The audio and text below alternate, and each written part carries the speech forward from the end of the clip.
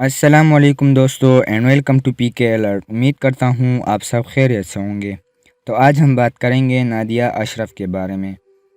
اگر آپ ہمارے چینل میں نئے ہیں تو چینل کو سبسکرائب کریں اور ویڈیو کو لائک کریں۔ نادیہ اشرف کراچی کی یونیورسٹی سے PhD حاصل کرنے والی اسٹوڈنٹ تھی جس نے خودکشی کر لی ہے۔ خودکشی سے پہلے نادیہ کا کہنا تھا کہ مجھے سپروائزر آفس میں بہت تنگ کرتا تھا۔ سپروائزر مجھے روز آفس میں بلاتا تھا، اس لیے اس نے خودکشی کر لی ہے۔ کراچی کی یونیورسٹی میں تمام طلباء احتجاج پر آ گئے۔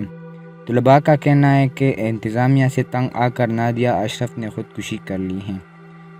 نادیہ اشرف نے یونیورسٹی میں 2007 میں ایڈمیشن لیا تھا۔ پاکستان میں اسی طرح بہت سے اسٹوڈنٹ خودکشی کر رہے ہیں، لیکن کوئی آواز اٹھانے والا نہیں ہے۔